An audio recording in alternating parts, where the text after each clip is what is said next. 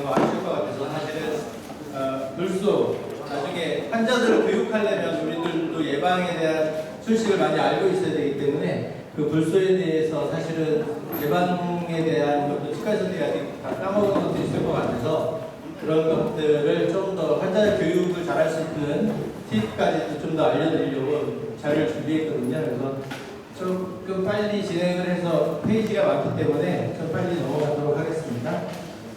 오늘 이 자료는 사실은 경희대학교 치과대학 영어치과의 유재인 교수님하고 연세대학교 치과대학 김백일 교수님 자료를 모아가지고 제가 짜기를 하고 제가 만들 수는 없어요. 저 개업과에서 제가 만들지 못했고 두 교수님 자료를 모아서 제가 좋은 것만 추려가지고 짜기를 했다 이렇게 말씀드리고요. 처음에 전체 오늘 말씀드릴 거는 전체 세계적인 어떤 구강보건의 현황이 어떻고 그 중에서 한국 구강보건의 현황이 어떤지 그래서 치과주치 사업을 시행했고 그 시행에 대한 결과 그다음 앞으로 어떻게 될 것인지 얘기하고요. 그다음 오늘 할 앞으로 우리들이 치과주치제 어떻게 할지 얘기를 하고 그다음 또 임상 예방 수식이 어떻게 되는지 얘기하면 되게 길어서 좀 빨리 얘기하고 빨리 넘어가도록 하겠습니다. 근데 조금 시간이 길더라도 제가 생각하기에 알찬 내용이 많기 때문에 조금 더 하도록 하겠습니다. 네, 일단 이 자료를 제가 작년에 보고 이게 너무 좋아가지고 자료를 받았는데요. 1936년도 일제시대 때 도쿄제대 학생들하고 이 사람들이 해가지고 경상도 울산 읍에 가서 치아 위생 집회교사 결과를 낸 자료가 있는데 그걸 보면은 그 사람의 경제적인 요소에 따라서 상층, 주층, 하층을 나눠가지고 우치가 몇 개인지 결치가 몇 개인지 치조동로가 몇 개인지 의치를 몇 명 했는지 조사한 자료를 올려놨습니다. 근데 이거 보시다시피 잘 사는 사람들이 41%가 썩은 우치가 있고요. 오히려 하층은 17%, 20%죠. 중층이 30%죠. 의치는 당연히 돈이 있었어야 많이 했을 테니까요.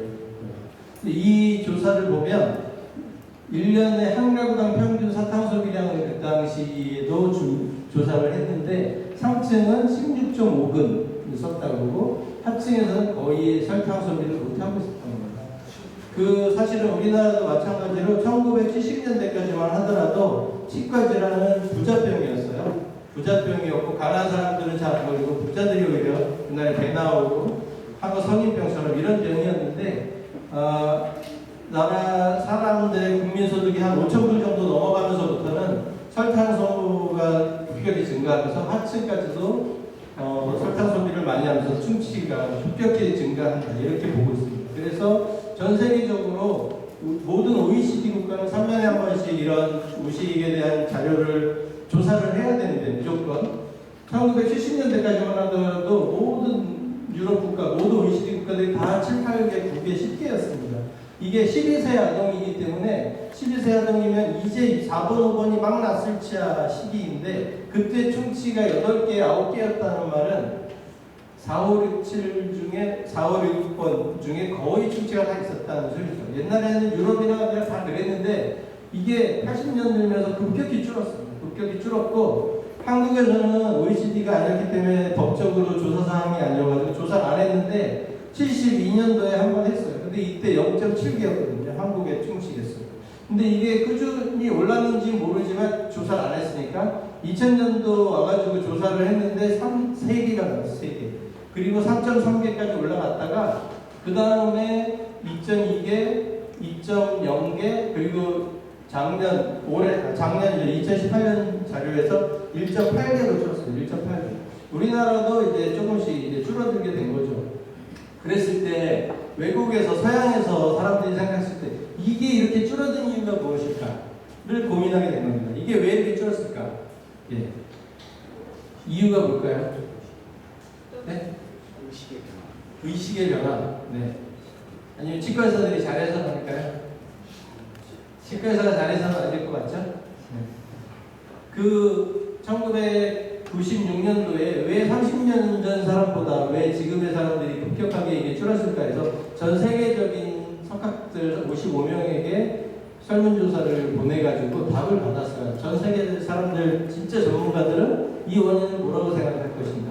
그래서 설문해서 논문을 냈는데 이게 매우 그렇다는 건 까만색이고 그렇다, 중간이다, 안 그렇다, 아주 안 그렇다 이렇게 색깔인데 설탕 소비량이 줄어서 별로 그 다음에 설탕을 자주 먹는 게 줄어서 반반 정도 아주 그렇다 조금 그러면 불소를 이용하는 것도 반 정도 그 다음 플라그 양치를 잘해가지고 플라그가 줄은 것도 그래도 이것도 반에서 좀 더 피자 실런트 해서 별로 안 되죠. 근데 불소 치약을 써서 매우 그렇다가 3분의 2 그렇다가 거의 되고 그렇죠. 그러니까 전 세계 전문가들은 볼 때 불소 치약을 광범위하게 대중적으로 쓰므로써 이게 이렇게 대중적으로 줄어들게 됐다. 불소 사용이 대중화가 이렇게 됐다라고 생각하는 것인데 우리나라는 럭키 치약이나 그 80년대부터 치약이 대중적으로 쓰이면서 무조건 불소가 거의 100%, 99.9% 불소 치약을 처음부터 썼기 때문에 우리는 9개, 8개까지 가지 않고 3개쯤에서 다시 충기하는 이렇게 설명을 하고 있습니다. 네, 이렇게 전체적으로는 점점 줄고 있는데 우리나라를 보면 옛날에 의료비가 그렇게 높지 않았어요. 20조, 2000년만 하더라도 30조가 안 됐거든요. 전체 의료비. 근데 의료비가 지금 120조를 넘어가서 자기는 140조 이렇게 가고 있고요. 치과 의료비도 임플란트 이후여서 그런지 급격히 늘어서 2016년에 7.9조였는데 작년 조사가 9.5조였거든요. 그러니까 치과에서 10조가 들어가고 있는 10조. 그래서 작년에 치과에 정책, 우리 구강과가 필요하다는 얘기를 할 때 무슨 얘기를 하냐면 우리 게임 사업이 되게 이렇게 중요하다 하는데 10조 시장이라고 하거든요. 근데 치과 시장이 10조가 넘는데 이제. 그러면 근데 그런 그 시장에서 과 하나 없다는 게 말이 되느냐 하면서 과를 만든 거거든요.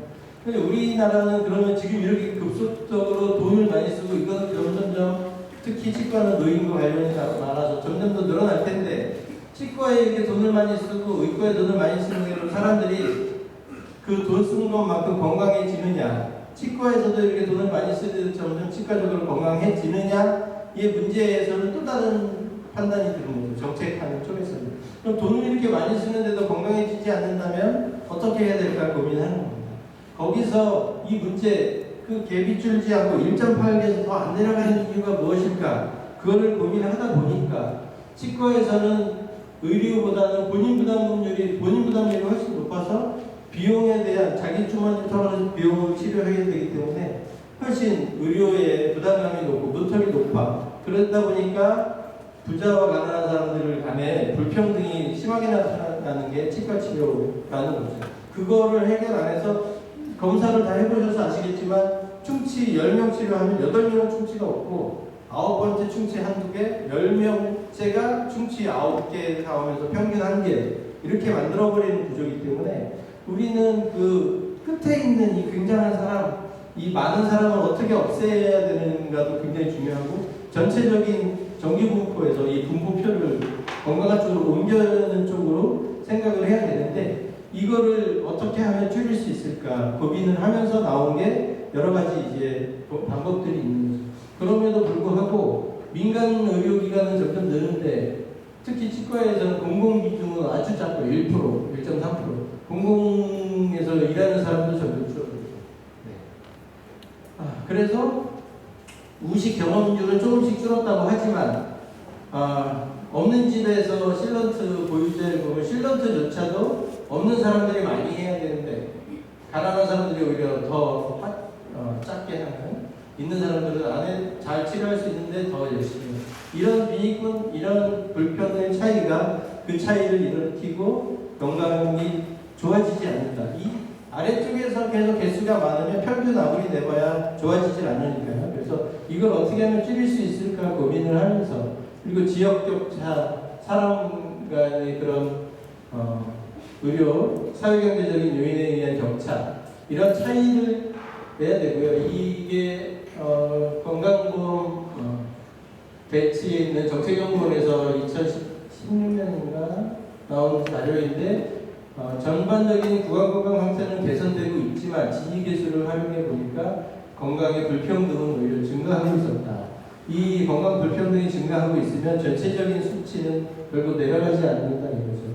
특히 치과의 문제는 뭐냐면 어렸을 때 뺀치 않은 평생 결손치가 되는 거거든요. 어렸을 때 관리를 잘해줘야 평생 수치가 좋아지는데 어렸을 때 이 사람의 어린이의 치아를 하나 빼는 순간, 충치가 하나 걸리는 순간 평생 충치가 하나 있는 걸로 기록되게 되기 때문에 어렸을 때 충치 안 걸리게 관리를 해주는 게 굉장히 중요하다. 그래서 어렸을 때 관리를 잘해줘야 되는데 어떻게 잘해줄까? 근데 보니까 노인이 될수록 나이 들었을수록 부잣집과 가난한 사람들의 고혈압률의 비율, 치료 당뇨율 비율 다 보면 부자들이 훨씬 건강하고 오래 살고 있거든요. 그 건강 불평등이 그렇게 높은데 유일하게 아동, 청소년, 학생 때 비교해 보시면 부잣집 아들이나 가난한 집 아들이나 별로 몸 아플 때 없고 달리기 똑같이 잘하고 똑같이 턱걸이 잘하고 있거든요. 제일 건강 불평등이 적은 시기가 아동, 청소년기입니다. 아동 청소년기가 부모의 소득 수준에 상관없이 제일 건강이 평등한 시기인데 유일하게 치과만 불평등한 시기예요. 부모가 누구냐에 따라서 아이의 입안이 달라지는 시기가 아동입니다.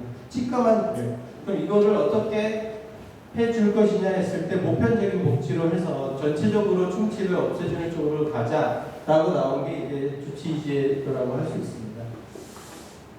그래서 이게 점심직구 칫솔질 실천인데 학교에 양치시설을 만들어야 되는 이유 중에 하나가 국가에서도 점심 먹고 칫솔질 실천율을 50%까지 목표로 하겠다 했는데 2018년 자료를 보니까 한 33%의 학생들이 점심 먹고 양치를 하고 있고요. 그리고 행정구역별로 보면 대전이 64%인데 서울이 20%였고 제일 낮았고 인천은 25.4%로 밑에서 두 번째로 애들이 학교에서 밥은 먹이지만 양치를 안 하고 있는 상태였고요. 집에서 부모님들이 잘 케어해서 자기 전에 양치를 잘 해주면 좋은데 그게 안 되고 집에서 조부모나 이렇게 있어서 양치 관리가 안 되면 학교에서라도 한 번은 닦아줘야 되는데 그게 잘 안 되고 있으면 차이가 좀 벌어지는 거죠. 그 보건소에서도 이런 사업들을 하고 그래서 사실 여태까지는 치과의사들은 물에 빠져가지고 설탕에서 나와서 물에 빠지는 강물에 빠져서 허우적거리서 죽기 직전에 애들을 건져서 치료해주는 쪽으로만 치과의사들이 여태까지 일을 해왔는데 이렇게 해면은 아무리 해도 치과의사들이 아무리 일해도 좋은 소리 못 듣고 국민들 구강 건강 상태는 좋아지지 않는다 뭐 생각을 하게 된 겁니다. 네, 여기서 빠지는 애들 건져줄 수 없을까? 이런 일을 치과의사들이 해서 할 수 없을까 생각하면서 나온 게 치과 주치의제를 대안으로 프로그램이 개발이 된 거죠. 네. 사실은 이렇게 죽기 직전에 사람을 건졌을 때 돈은 제일 잘 벌죠. 돈도 잘 되고 여기서는 빠지기 직전 사람 안 빠지게 살짝 잡아주면 돈을 안 내겠죠. 네. 거기가 이제 딜레마긴 한데요. 그래서 이 학생 치과 주치의사라는 것은 학생은 지역사회 내에 있는 치과와 연결해서 주치의처럼 그 사람의 주치의처럼 관리를 해주자라고 하는 것이고요. 이거는 예방을 해주지만은 간혹 환자들 중에 그런 분이 있습니다. 6개월마다 오라고 해서 왔는데 충치가 왜 생기냐, 충치 안 생겼지 이런 얘기를 하는데 우리가 정기검진을 하는 이유는 충치가 걸리지 말라고 하는 게 아니라 조기에 발견하자는 게 목적이거든요. 그러니까 환자들이 와서 왜 충치가 생겼냐고 따지면 그거 빨리 발견하자고 하는 겁니다. 이렇게 얘기해야지 안 걸리게 하겠는 건 아니다. 이렇게 얘기 딱 잘라주시면 되고요. 그래서 주치의사는 보통 이렇게 하고요. 저소득층 아동 돈이 없는 아이들은 검진까지, 치료까지도 해주는 게 아동 저소득층 주치의제고 노인들 주치의제 이런 사업들이 있습니다. 그래서 처음에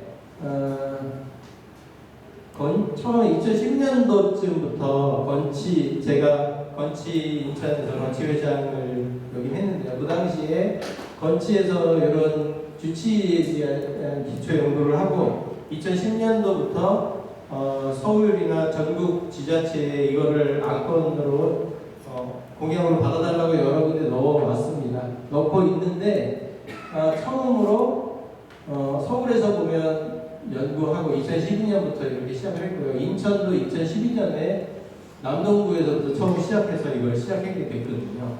그 당시에 인천에서는 아시겠지만 남동구에서는 진보정당 배진교 구청장이 돼서 건치에 뭐 좋은 정책이 있느냐 해서 요거를 보여드렸고, 이거 괜찮다고 해가지고 전국 최초로 남동구에서 이 주치의를 하려고 하고 알아보고 있었어요. 그래서 전체 학생들에게 처음에는 어떤 계획이었었냐면 레진 치료까지, 인레이는 말고 레진 치료까지 다 해주고 1인당 12만 원을 하자, 청구도 하고 이렇게 계획을 하고 주치의제를 계획을 했는데, 그 남동구에서 신평원 건강보험공단에 문의를 했더니 그 애들을 본인부담금을 남동구청에서 내주고 본인부담금을 본인에서 면제를 해주면 의료 소비가 너무 늘어나서 건강보험료가 보험에서 돈이 너무 나가기 때문에 이건 안 된다.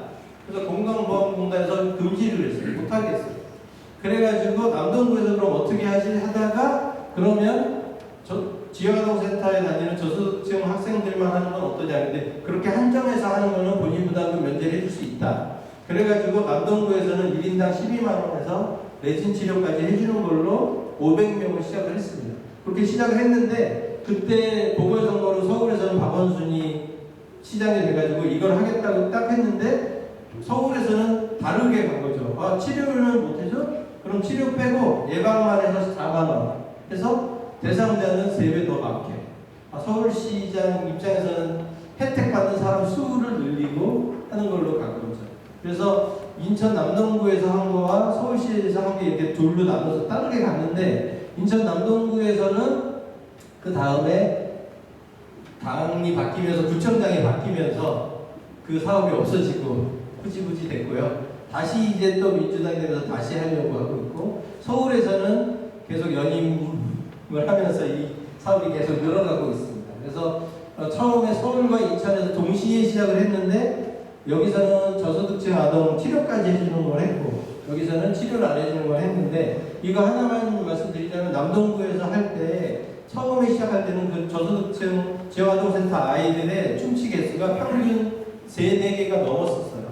그래서 남동구에 계신 분들이 처음에 시작할 때, 야, 이거 레진 이거 12만 원 받아가지고 레진 4개씩 해주면 이거 어떻게 하는 거냐, 이거 왜 하는 거냐고 엄청 뭐라고 말씀을 많이 하셨는데, 그럼에도 불구하고 우리가 처음에만 좀 그렇지, 그 애가 내년에 오면 괜찮다, 그러니까 좀 해주세요 해가지고 부탁을 해가지고 했는데, 정말로 그 지역아동센터에 있는 애가 내년에 오고 그 내년에 계속 오니까 충치 개수가 그렇게 팍팍 늘지 않겠죠. 그 다음에 오니까 충치 개수가 점점 줄었습니다. 그래서 3년 후, 4년 후에 보건소하고 이렇게 협의회를 만나서 얘기를 했더니 무슨 얘기를 하냐면, 보건소장이 500명 대상으로 주치의제를 했는데 레진 치료하게 250개밖에 안 됩니다.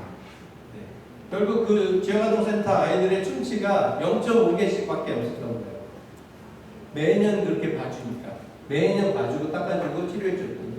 그랬더니, 그럼 와, 치과에서 너무 좋은 일 해서 애들의 구강건강이 좋아졌다 이렇게 얘기를 해야 되는데, 그게 아니고, 야, 충치 레진은 이렇게 안 하는데 12만 원씩 주는 건 너무 많다, 깎아야 되겠다 이렇게 말씀하셨어요.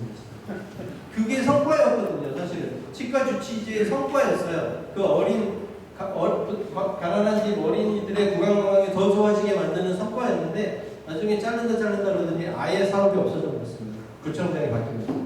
네, 이제는 다시 바뀔 것 같고요. 이게 저소득층 아동 주치의제는 앞으로 어떻게 바뀔지 또 계속 모르겠고요. 기불 문제가 제일 큰 문제고요. 그 다음 이렇게 그냥 예방만 해주는 거는 계속 사람이 늘어나는데 상관이 없습니다. 그래서 점점 사람이 늘어났고요. 이 성과는 조사를 한 거 보면, 첫 해에 보면 서울에서는 4학년을 대상으로 했거든요. 4학년을 대상으로 해서 5학년은 대상자가 아니었어요. 그럼에도 불구하고 다른 지역보다는 서울에 있는 학생들의 평균 실런트 보급률이 다른 지역보다 서울이 높았습니다. 근데 서울에서도 처음에 시작한 것이 관악구, 노원구 좀 약간 그런 변두리 구에서 먼저 시범사업을 시작해가지고, 처음에 보면 시범사업을 했던 구의 사람들이 실런트 보급률이 훨씬 낮아요. 근데 4학년은 대상자였잖아요. 4학년 대상자다 보니까 오히려 시범구에서 실런트 보급률이 훨씬 높아지게 됐죠. 예, 이러면 그 학생들의 그 이때 충치 생기는 걸 막아줬기 때문에 계속 조금 더 늦게까지 계속 건강해질 수 있다. 이런 표가 이제 나오게 됩니다. 네, 계속 마찬가지 시범 사업을 했더니 최소한 샐러드 유익이 높아지고 효과가 있고 좋다고 해서 작년에 인치에서는 정혁 회장님을 필두로 해가지고 우리 그 치과에 관련된 이 주치제라든지 학습교회는 양치시설 확충 같은 그런 공약집을 들고 모든 정당 후보들, 시장 후보들 모든 정당을 추천하면서 이 사업을 공약으로 써달라고 설명회를 가져서 다 돌아다녔고요. 그리고 모든 교육감 후보들한테 다 해서 다 공약 사업으로 다 집어넣을 수 있었습니다. 그래서 우리는 누가 시장이 되건 누가 교육감이 되건 주치제가 공약이 되게 돼 있었고 그 중에 뭐 아무나 다 됐어도 이제 공약이 된 거죠. 그래서 인천에서도 이제 이게 실시가 될 수 있었고요. 한 개만 얘기하자면 이게 연속되는 게 아니라 한 학년만 하고 넘어가니까 이게 좀 연속이 없어서 나중에는 정말로 전학년으로 확대해야 된다. 이게 최종 목표가 되겠고요. 이거는 결과표인데요. 서울의 결과표인데 정말로 불소독법 하지 말라는 보호자가 100명 중에 5명씩 있다고. 그러니까 아까도 계속 얘기했지만 처음에 이런 거 할 겁니다라고 얘기를 해서 싫어요 그런 사람은 하지 않고 내역 설명을 꼭 해서 해주시기를 부탁드리고요. 질 관리에 대한 얘기가 이 치과는 잘하는데 저 치과는 잘 안 해줘요. 이런 얘기들이 사실 나오고 있어서 조금 이거를 어떻게 할까. 그래서 보통 아이들이 학교에 얘기하면 학교에서 보건소에 신경하고 보건소에서는 다시 치과협회로 전화하면 치과협회에서는 그 치과에 전화해서 좀 더 열심히 해주세요 이렇게 얘기할 수밖에 없는 지금은 그런 구조가 될 것 같습니다. 네. 그래서 청구하는데 옛날에는 이거 종이로 해서 보고서 다 청구하고 힘들었는데 지금은 전산 프로그램을 쓰기 때문에 이건 훨씬 편해졌을 거라고 생각하고 저소득층 아동협의회에서 점점 보건소에서 담당해서 치료까지 맡아서 해주는 걸로 조금은 가고 있습니다. 제공 서비스 중에서 치면 세균막 검사를 해가지고 디스크로징 솔루션 착색제를 발라서 아이들한테 이게 플라그라고 보여주고 점수를 매겨서 교육을 해줬을 때 엄마들이나 아이들이나 제일 눈에 띄기 때문에 이거에 대한 반응, 호응도가 제일 높았다 하니까 착색제를 무조건 발라야 되는데 착색제는 무조건 아까 PHP 인덱스를 조사하려면 착색제를 발라야만 되기 때문에 어차피 발라서 보여주고 교육할 때 그 플라그를 닦아주면서 교육하면 될 것 같습니다. 그리고 아무리 우리가 교육을 잘해도 한 보호자들은 교육이 부족해요. 애가 그대로 바뀌지 않았어요. 이걸 애를 바꾸기는 한번 교육하기 어렵죠. 그러니까 그것도 어떻게 보면 미리 얘기를 해줘서 계속 얘기를 해야 되는데 한 번 가지고는 안 됩니다. 하는 거고요. 아까 사실 이 얘기가 나왔는데 서비스 제공자, 그러니까 치과 의사들이 금연금주는 좀 이상하지 않나요? 애들한테. 이런 이 문제 제기가 나왔는데 이래가지고 제가 작년 2018년도 전국민 실태조사표를 봤더니 그 항목에 12세인데도 불구하고 금연 흡연율이 나와요. 12세 아동 흡연율이 얼마나? 한 번이라도 펴본 적이 있다. 1.1%다. 1.1%. 아이들이.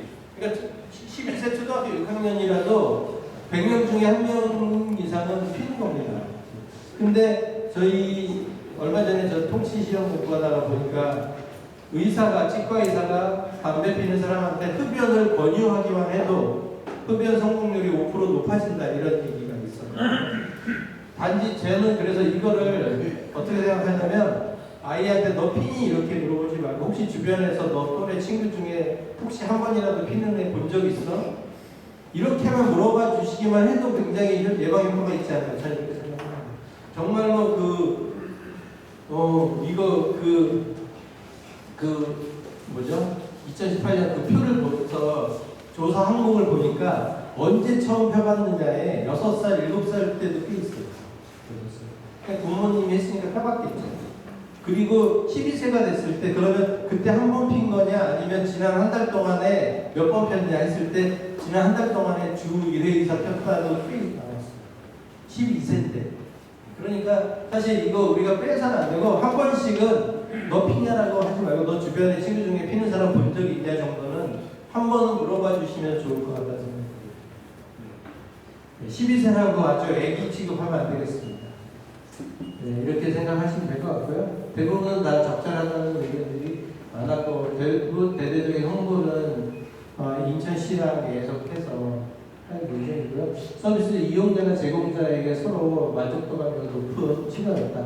서로 돈을 안 내니까 서로 만족도가 높겠죠. 자기 돈에서 4만 원 내라 그러면 만족하지 않을 것 같은데, 네, 이렇게 될 것 같고요.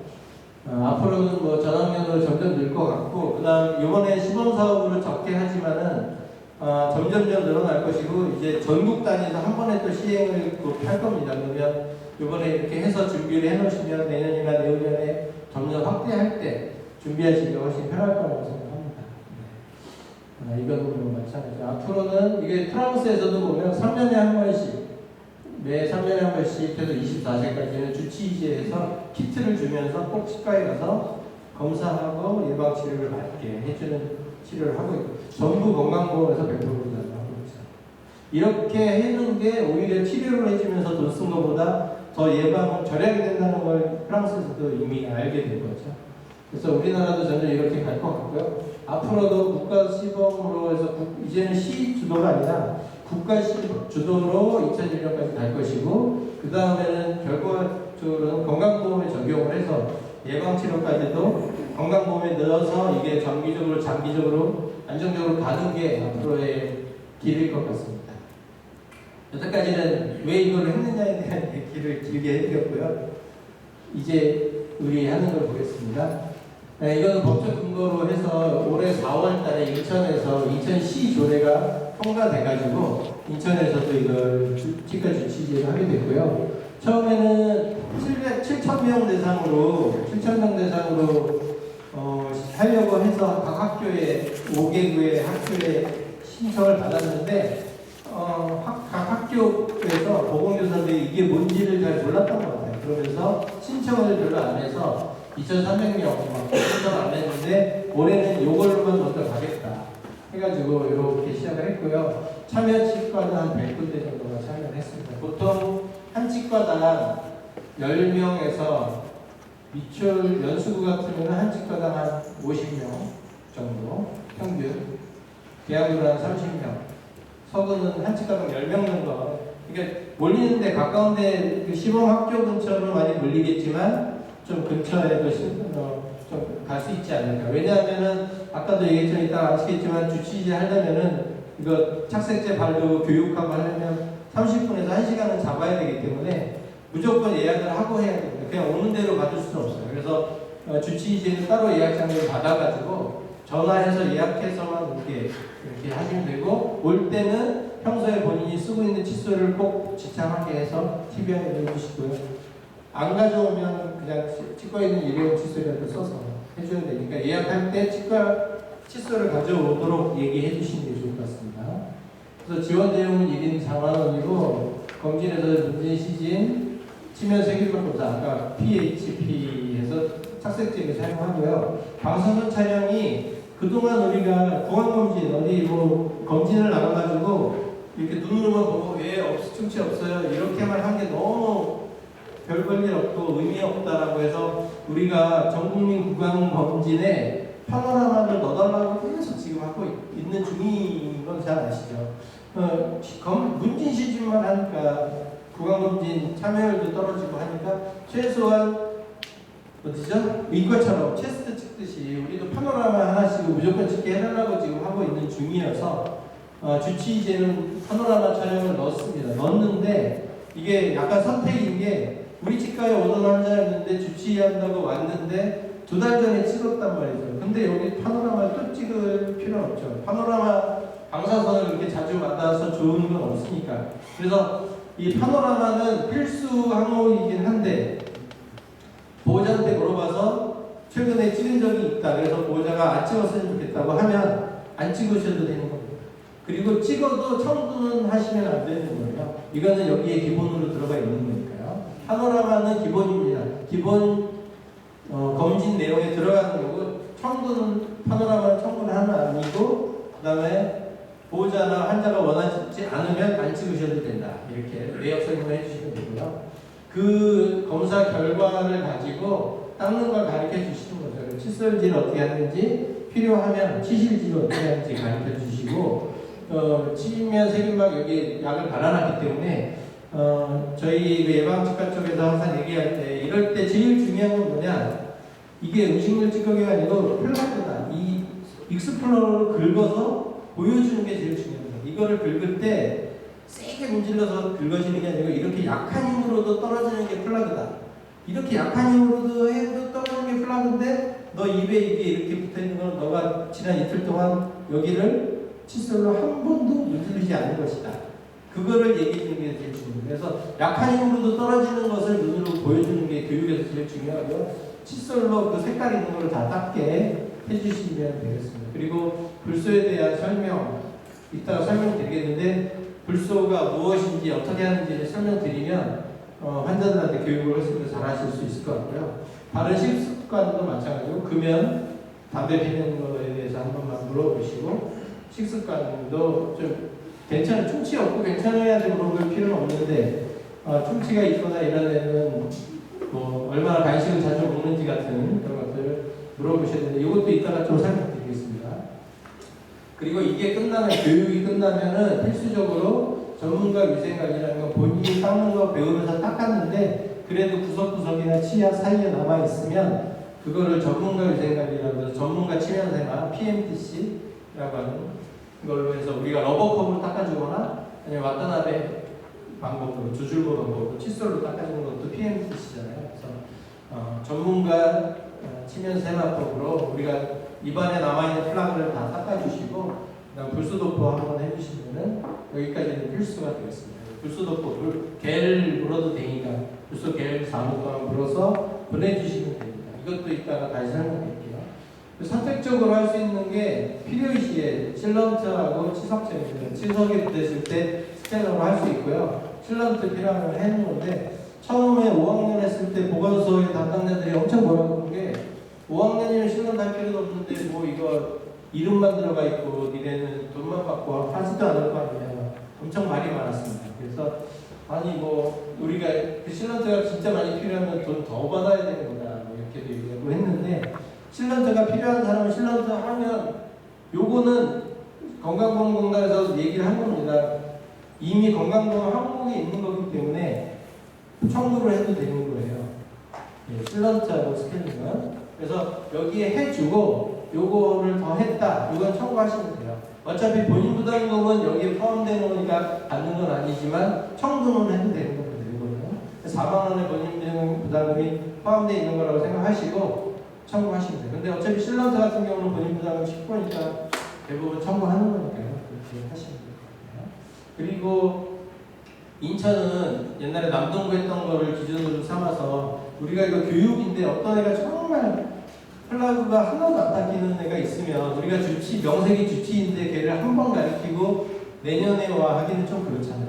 너무 못 닦는 애 있으면 3개월 있다가 와서 한 번 교육 한 번 더 해주고 이러고 싶은 애들이 있지 않습니까? 그런 애들은 한 번 더 오라고 해서 교육 한 번씩 더 해주는 거죠. 근데 그때 뭐 불소도포까지는 공짜로 해준다고 해도 실런트나 치석제거는 다시 청구하시면 돼요. 그래서 여기서 그러니까 이겁니다. 중요한 거는 세 가지인데요. 방사선 촬영은 했는데도 청구하면 안 되는 것, 그 다음 실런트하고 치석제거는 하고 청구할 수 있는 것, 본인 부담금은 안 받고, 충치가 있어서 레진이든 뭐 치료를 했다, 그럼 그냥 치료하시면 돼요. 본인 부담금 받고. 구분이 그렇게 되는 겁니다.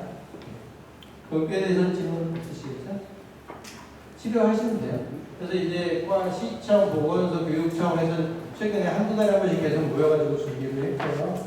이렇게 시험을 하고, 아까 들었겠지만 학생들이 학교에서 문진표를 다운받아가지고 자기 컴퓨터나 핸드폰에서 문진표를 작성하고 올 거예요. 그래서 오면 치과에서도 그거를 다운받아야죠. 다운받아서 그러니까 애가 오면 그 명단을 확인하고 동의서도 확인하고, 그 아까 할 때 되게 좋았던 게, 처음에 이 얘기를 할 때 보건교사들이 제일 난색을 했던 게 학부모 동의서 받는 거에 엄청 힘들어했거든요. 애들한테 보내면 안 가져오고 그래가지고 보통 요즘 학교에서는 연초에 30장, 뭐 20장 동의서를 이만큼 보내가지고 다 받아오게 해서 하는데 이거 동의서 어떻게 받냐 막 보건교사들이 엄청 고민을 했었어요. 근데 여기서는 애가 그 학생이 다운받아서 등록을 하는 순간 동의합니다를 V표를 누르게 해놔가지고 우리가 그거를 신경 안 써도 돼서 굉장히 편해지게 돼 사건이죠. 그래서 그거 확인하고 애가 해왔으면 문진표 확인하시고 애가 만약에 문진표 아까 한 10명 중에 한두 명 문진표를 안 해오면 우리가 빈표를 뽑아서 하라고 해서 입력을 해주든지 아니면 직접 본인이 입력하라고 이렇게 하면 될 것 같고요. 그 다음에 그거 보고 아까 검진하고 서비스 제공하고 그다음 결과에 대해 설명하고 입력을 하고 끝내는 순간 청구까지 된 거거든요. 그러니까 따로 청구서를 보내지 않아도 됩니다. 그리고 올해는 시범사업 구간이어가지고 보통은 청구하면 일주일 이내에 보건소에서 돈이 자동 입금이 돼야 되는데 올해는 각 구마다 이 예산안이 측정된 데가 없어요. 조례가 얼마 전에 돼가지고 구에서 올해 예산으로 되질 않아서 그냥 일반 특별예계에서 이 돈을 줘야 돼가지고 보건소에서 요거를 돈 주는 것 때문에 지금 고민이 있어요. 그래서 이거를 다 모아가지고 12월이나 연말에 한 번 주겠다. 이번에 이렇게 나오고 있습니다. 그래서 아마 보건소에서 올해는 지급이 연말에 한 번에 될 것 같고요. 네. 그렇게 되겠고, 올해는 하반기에 8월, 9월 이렇게 되기 때문에 3개월이나 6개월 후에 다시 해주겠다. 인천에서의 특징은 다시 해도 1회, 원래는 서울이나는 다 1회인데 우리는 1회 이상이거든요. 그래서 필요한 사람은 한 번 더 해주거나 두 번 더 해줘도 치과에서 마음대로 주치의로서 걔를 계속 교육을 해줄 수 있는 것인데 올해는 하반기 시작하기 때문에 아마 2회 이상 하기는 되게 어렵지 않을까. 그래도 너무 안타까운 사람은 불러서 좀 더 교육을 해주셨으면 좋겠습니다. 그래서 이렇게 선정을 보건소에서 신청을 받고 그 다음에 학생한테 전화 오면 사전 예약을 받아서 1시간이면 1시간, 치과별로 그 커리큘럼 짜서 1시간, 우리는 30분 이렇게 짜가지고 하면 될 것 같습니다. 그리고 학생이 오면 검색 등록하고 문진표 동의서 작성하고 설명을 해야죠. 뭐 하겠다. 그 다음에 보호자가 거부하면 그건 빼면 되고요. 그리고 이제 검진하고 검사하고 학습제 발라주셔서 검사하고 그 다음에 이거 바르는 순간 PHP 입력해가지고 점수 매기면 되고요.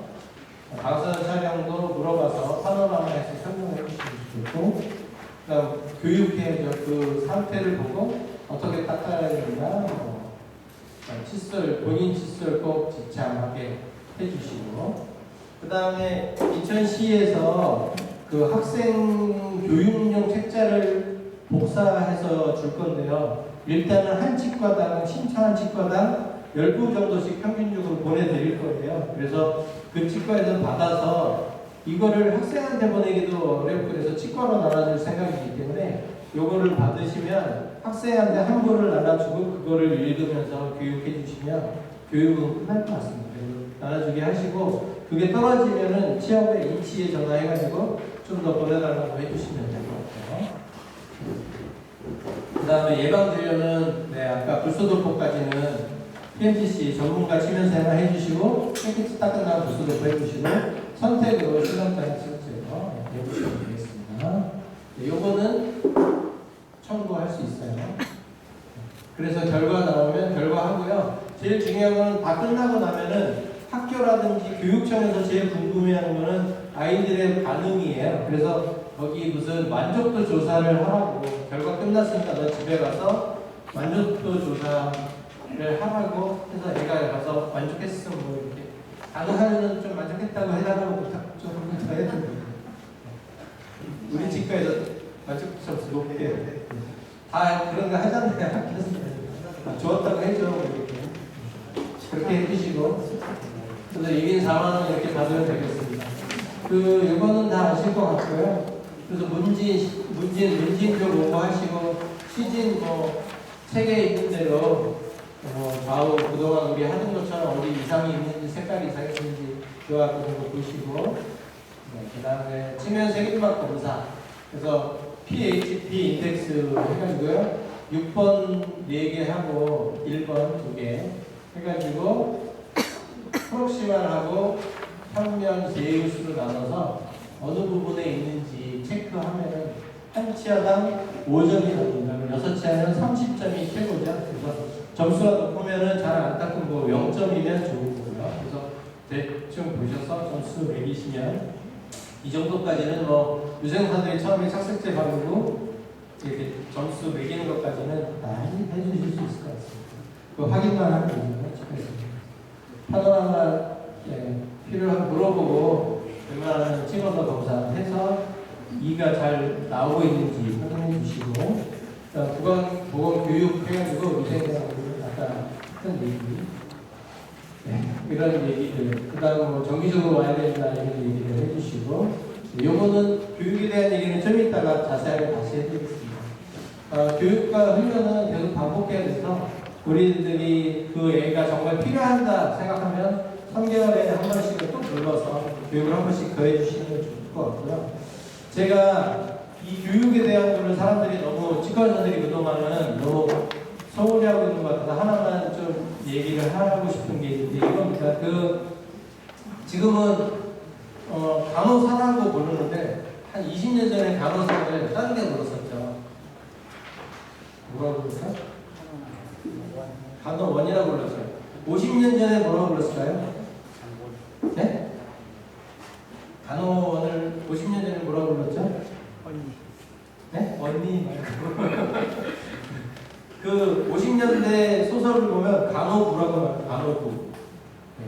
청소부 할 때는 남편 부자 쓰고요. 간호부 하면은 며느리 부자를 이렇게 써서 화칠부 뭐 다 부자를 쓰는데 옛날 농부, 마부, 차부, 운전사라고 말하고 차부 했거든요.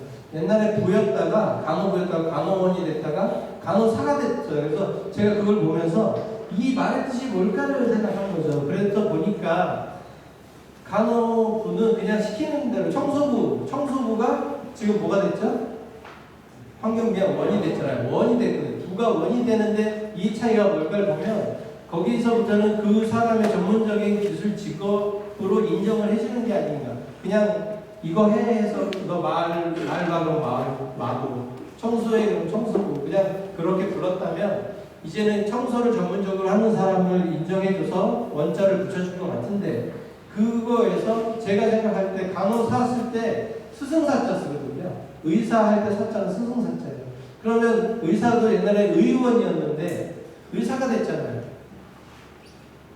우리도 아프니까 고쳐줘 해서 내 애를 고쳐주는 사람이었다가 이제는 너가 안 아프게 되려면 이렇게 해야 되라고 가르쳐주는 사람으로서의 방점이 아닌가 저는 이렇게 생각합니다. 그래서 의사든 치과의사든 치과위생사든 우리는 그 스케일링 해줘 해서 스케일링 해주는 사람이 아니고 너가 이를 잘 닦게 가르쳐주는 사람이야. 네, 그게 우리의 명칭에 맞는 일이 아닌가 생각해서 교육에 대해서 좀 더 설명을 좀 잘해주셨으면 좋겠다는 생각하고요. 불소에 대한 이야기 이따가 설명드리겠습니다. 요거 박스로 잘 닦아주시고. 네, 사실 어렵게 오셔서 이거는 예방치과 쪽으로 해가지고 김백일 교수님한테 받은 자료인데 사실 치과의사라고 하더라도 불소에 대한 거를 특별히 학교 때 배웠지만 잘 모르시는 것 같아서 환자 교육을 할 때 이 정도는 알아야지 교육을 잘할 수 있다 싶어가지고 제가 좀 더 준비를 했습니다. 불소에 대해서 잘 아시겠지만은 1941년도에 딘이라는 사람이 미국에서 전국을 다니면서 충치 조사를 했더니 어느 지역에서는 충치가 높고 어떤 지역에서는 충치가 낮은데 반전치가 높고 이런 걸 발견했죠.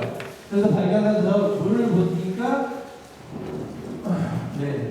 수돗물에 불소가 적으면 충치가 많이 생기고 불소가 많으면 충치가 적게 생기는데 반전치가 많이 생기는 걸 이제 알게 된 거죠. 그래서 이거를 보여서 1ppm 정도의 물을 마시면 충치도 적고 반전치도 적게 생기겠구나 이렇게 생각하면서 불소에 대해서 우리가 알게 됐고요.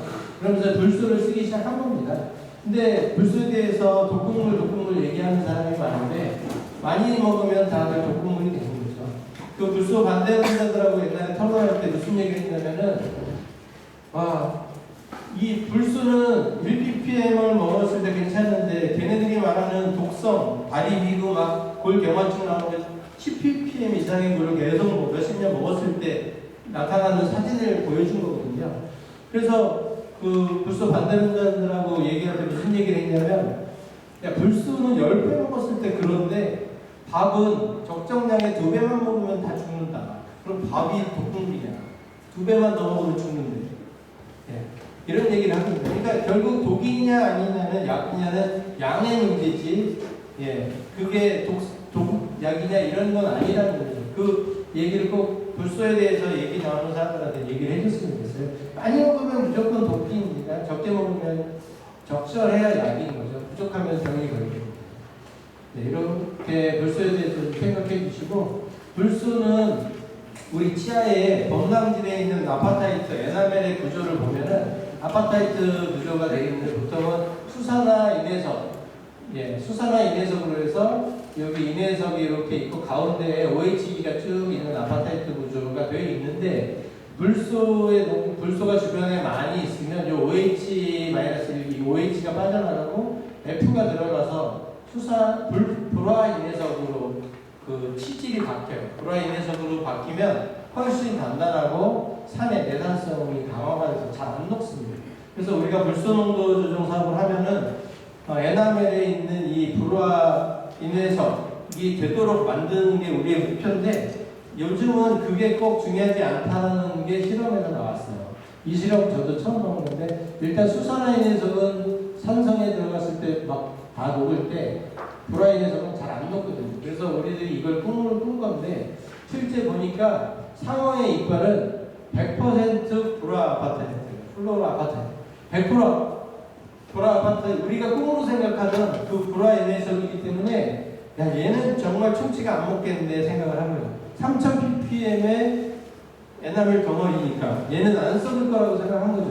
그래서 얘를 시편을 만들어서 입안에 넣어놓고 우리가 보통 먹듯이 이렇게 먹은 겁니다. 양치하고.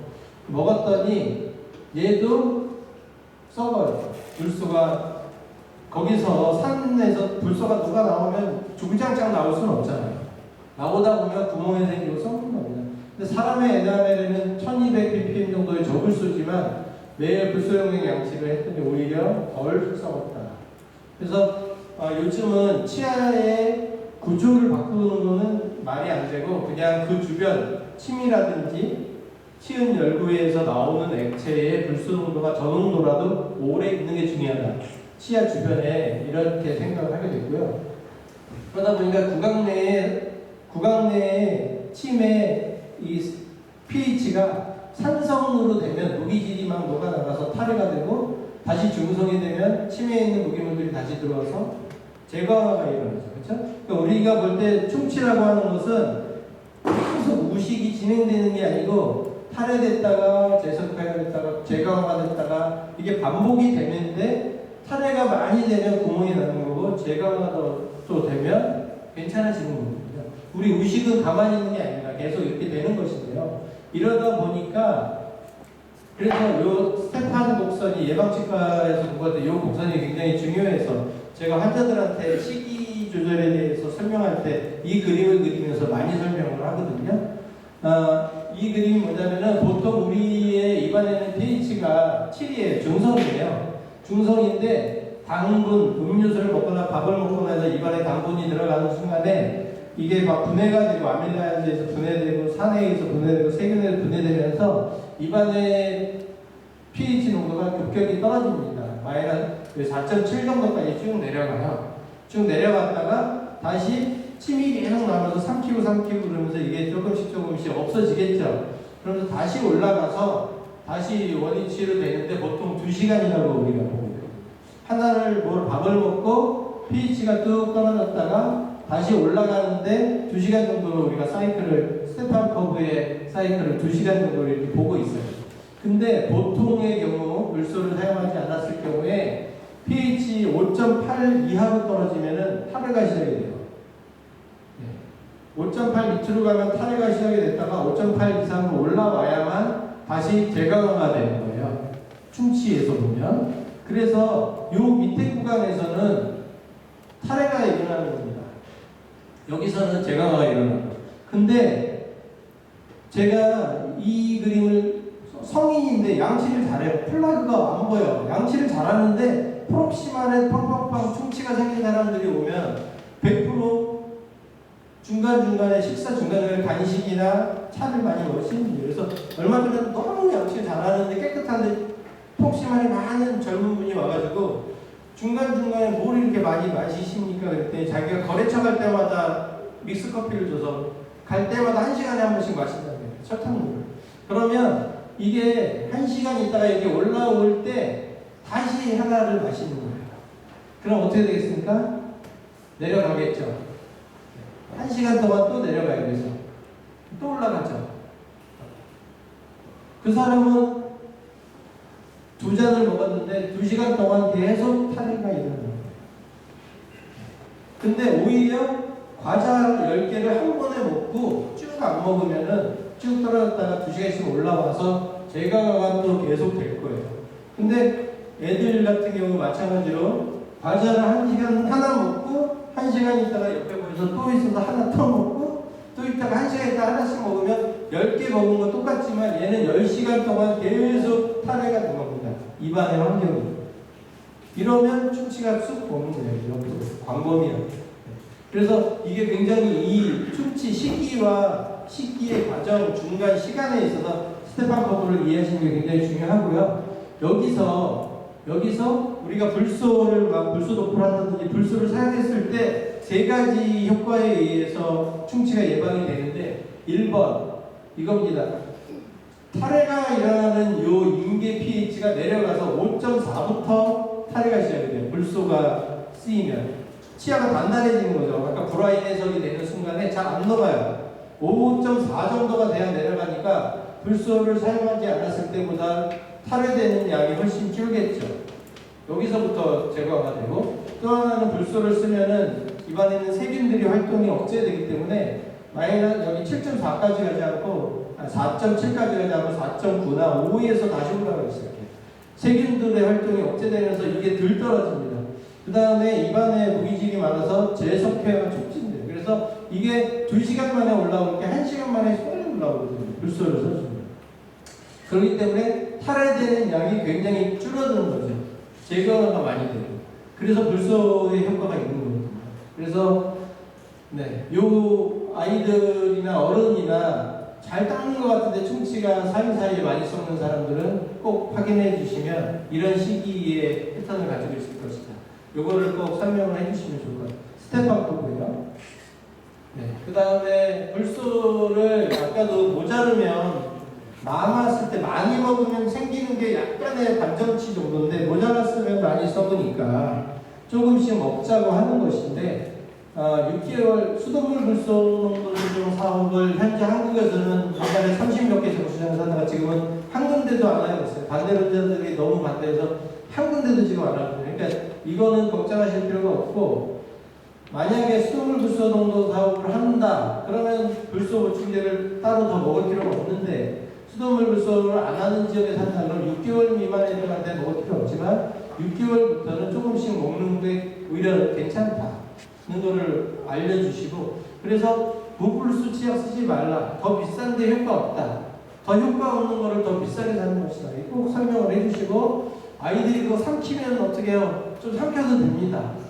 먹어도 돼요. 일부러 먹으라고 하면 안 되겠지만 삼켜도 된다고 얘기해 주세요. 그거 안 먹어야 된다? 아닙니다. 조금씩 먹어도 돼요. 이렇게 먹어도 1mg이 1ppm 수준이거든요.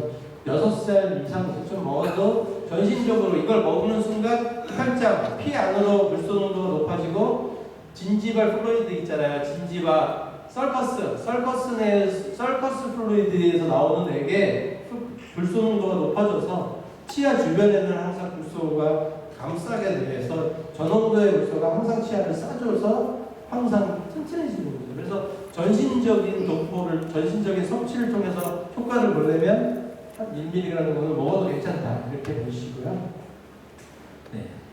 너무 안 먹으면 안 되는 거 하시고, 전신적으로는 먹어서 하는 것이고, 국소적으로 보는 거는 크게 5가지예요. 스스로 할 수 있는 거는 불소 치약 써서 닦는 거 하고, 불소 린스, 가글을 쓰는 거고요. 전문가가 해줄 수 있는 것은 겔이나 솔루션으로 불소 도포 해주는 것, 바니쉬로 발라주는 것, 그 다음에 수복 재료, 불소 방출 수복 재료로 거기다 이렇게 발라주는 이 세 가지가 전문가가 불소를 이용해서 해줄 수 있는 이 세 가지인데요. 우리 플라시보 효과로 불소 안 들어있는 치약 쓰게 하고 불소 들어있는 치약 쓰는 거 보면 감소 효과가 24% 정도 됩니다. 불소 1000ppm 있는 치약 쓰는 게 없으면 안 되는 거죠. 그래서 불소 있는 치약을 써야 되는데 올해부터 얼마 전부터 1500ppm 불소가 수입이 허가가 나와서 지금 허가가 수입이 되고 있는데 그 자료를 보면 1500ppm 불소 치약을 쓰면 36%다 이렇게 나오고 있으니까 고위험군 환자한테는 1500ppm을 쓰도록 해주는 것도 좋을 것 같습니다. 그래서 불소 치약은 무조건 써야 되는 것이고 자주 써주는 게 중요하겠고요. 그 다음에 불소 각을 린스하는 거는 0.05% NAF는 매일 쓰는 거고 0.2% NAF는 일주일에 한 번 각을 해주는 것인데 일주일에 한 번인 이유는 우리 불소 겔이건 불소 린스건 고농도의 불소를 가지고 우리가 불소 도포를 하면 이따 나오겠지만 우리 치질, 수산화 인해석이 불화인해석이 되는 게 아니고 치아 옆에 불화칼슘이라는 불소 덩어리들이 자갈자갈 이렇게 붙어 있어서 그게 2주 정도, 최대 2주 정도 붙어 있다가 떨어지거든요. 치아에. 그렇기 때문에 2주가 이상 나가기 때문에 일주일에 한 번씩 해주면 그 불소도포의 효과가 계속 가는 거죠. 그래서 불소도포를 해주는데 실제 일주일에 한 번이라고 하는 거에 ppm이 1000ppm이 안 되죠.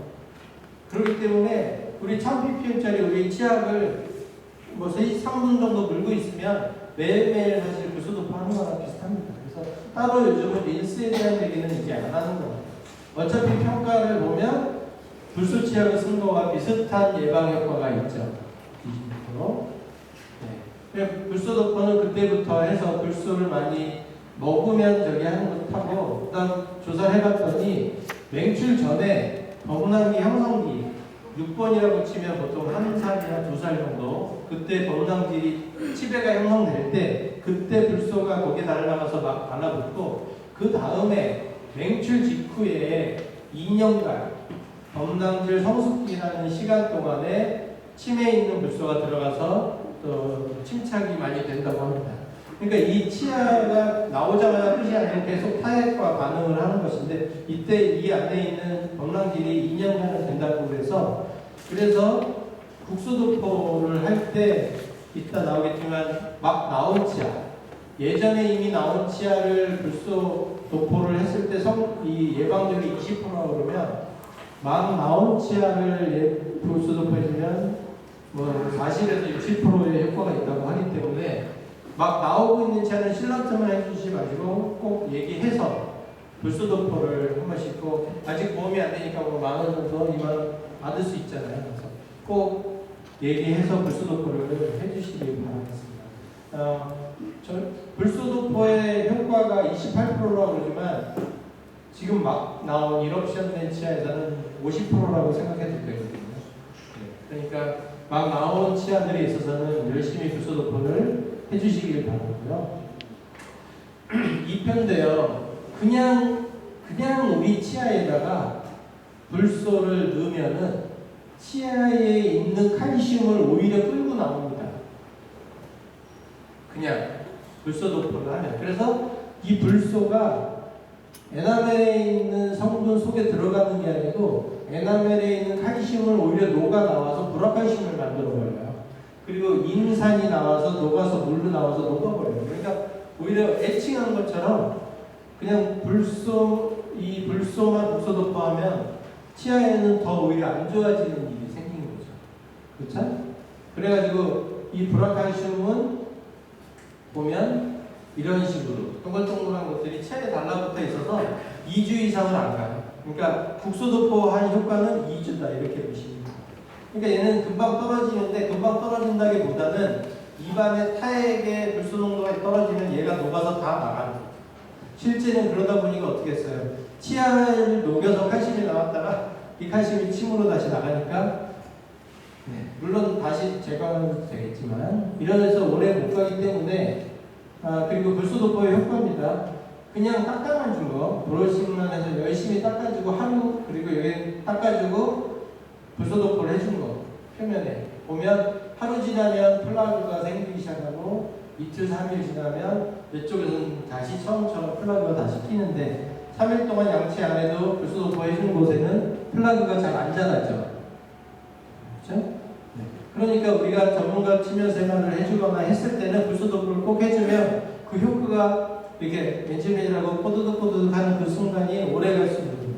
그러니까 스캐닝을 해주거나 이렇게 로보컵으로 전문가 치료 생활을 해줬을 때는 꼭 불소도포까지 해주시면 오래 간다. 이거를 생각해 주시면 되겠고요. 그래서 전문가 불소도포 대상자는 현재 충치가 막 있는 사람은 다 해주는 게 좋겠고 하이리스크 뭐 방사선 치료를 하든지 뭐 침이 적게 나온다든지 아니면 옛날부터 충치가 잘 생기는 사람 뭐 이런 사람들 같은 경우는 해주면 좋겠고 그 다음 새로 이가 나는 어린이 이런 경우는 불소도포를 해주시면 좋을 것 같습니다. 아까처럼 혹시만 가끔 충치 먹는다 해주시면 좋겠죠. 대상자가 되는 겁니다. 어떻게 하냐면은 닦아주고요. 깨끗이 닦아주고 앉은 자세로 4분간 물고 있게 해주시고요. 30분 동안 아무것도 먹고 뱉지 말라고 해주시고 환자의 상태에 따라서 1년에 있다가 한 번 가기도 하고 3달 있다가 한 번 가기도 하고 네, 그렇게 해주시면 되겠고요. 네. 대부분은 그냥은 아니고 APF가 돼 있는 걸로 할 거고 네, 성공률은 아까 얘기했지만 전체적으로는 28인데 새로 난 치아는 50%까지 된다. 이렇게 말씀드릴 수 있겠습니다. 그 다음에 그래서 캐리어스 액티브한 애들이 왔다. 그러면 4주 정도를 매주 불러서 하는 거예요. 그러면 처음에 불소농을 해서 쭉 불소농도가 높아졌다가 일주일 있으면 쭉 떨어지다가 다시 해주면 더 높아졌다가 더 떨어지고 해서 계단식으로 계속 높아진다. 이렇게 해서 평균적으로 이만큼까지 올라가게 해주는 거죠. 그래서 일주일에 한 번씩 2주에 해주면은 계속 제자리고요. 일주일에 한 번씩 해주시면은 계속 높아질 수 있겠죠. 그래서 좀 액티브하고 안 좋은 사람이다 그러면 4번 불러서 4번 일주일에 한 번씩 불러서 해주시면 되고 괜찮다 뭐 3달에서 6달 페리어스 풀이다 뭐 1년 근데 이가 날 것 같다 그럼 더 빨리 불러서 불소도포 해주시면 좋을 것 같습니다. 불소이온도 도입기 불소이온이니까 이온을 해서 양전화 음전화 하면은 더 잘 듣겠지 않을까 했는데 네, 아직까지 검증은 안 돼 있으니까 네. 있으시면 쓰시고 근데 환자는 이거를 저도 하는데 이걸 하면 더 뭔가 받은 느낌을 주고 좋아하긴 하더라고요. 근데 트레이 값이 나가가지고 저희한테서 손해 같아요. 효과는 별로고 어차피 이걸 해도 치아 표면에 브라카신 CF2만 땡글땡글땡글 붙을 수밖에 없어요. 효과는 똑같습니다. 그 다음에 바니쉬는 잘 닦은 다음에 뭐 2, 4일 정도 발라주면 바니쉬는 끈끈해서 더 오래 붙어있기 때문에 충치 예방 효과가 46%라고 그래서 일반 그냥 겔로 한 것보다 훨씬 높겠죠. 그래서 바니쉬를 해주시면 얘가 정말 더 액티브하게 잘 썩는 것 같으면 바니쉬를 해주시면 훨씬 더 오래 갈 것 같습니다. 그 다음에 이거는 GI인데요. GI 같은 재료는 그 재료 자체가 불소 방출 성분이 있어서 처음에 뭐 후지세리 같은 경우는 자기 스스로가 불소 농도를 엄청 해서 점점 방출을 하는데 얘네들의 특징이 또 뭐가 있냐면 불소도포를 해주면 저장고 역할을 하거든요. 얘네들이. 그래서 저장고를 역할해서 얘네들이 또 불소를 방출해가지고 정말로 캐리어스 많이 생기는 경우에는 GI를 덩어리를 해서 7번이나 6번 버칼에다가 붙여주기도 하고 나중에 갈면 되니까 브라켓 붙이듯이 이렇게 7번 버칼 같은데 붙여주기도 합니다. 이런 불소 유리 치료를 해주고요. 또 하나는 뭐 2번 핏 같은 데 발라주기도 하고요. 그러면 프록시말 예방에 많이 도움이 됩니다. 양치할 때마다 흡수됐다가 하루 종일 유리를 해주니까.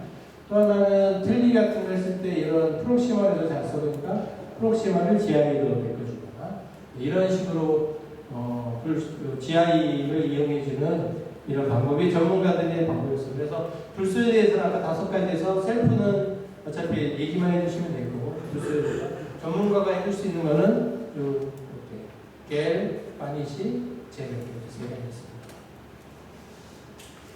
이상이었습니다. 감사합니다. 주치의라든지 불소라든지 아무거나 혹시 궁금한 거 있으시면 질문해 주시면 감사하겠습니다. 네. 실명서 청구할 때요. 네. 그 영유아 그런 것처럼 제시름을 청구하고. 주치의제 관련하는 건 아직 없을 거기 때문에 아마 재진년은 추진하지 마시고 제시름을 청구해야 됩니다. 아직 그게 명확한 건 없는데 재진을 해주시면 됩니다.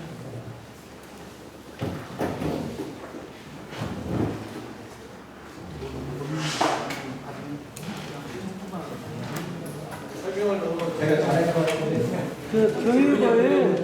교육을 꼭 치과의생사만 해야 되는지 아니면 치과의생사 없는 경우에는 어떻게 해야 될지. 근데 조무사의 업무 범위에 교육이란 단어가 하나 없어서 조무사가 했을 때는 의사가 해야 돼요. 귀찮으니까. 그거 불소 저는 사용을 잘 안 했는데 어떻게 추천이라든가 그런 건 없어요? 불소용에 그냥 벨은 10만 대 들어오면 손에 들어있는 9.2pm 이상이니까 네?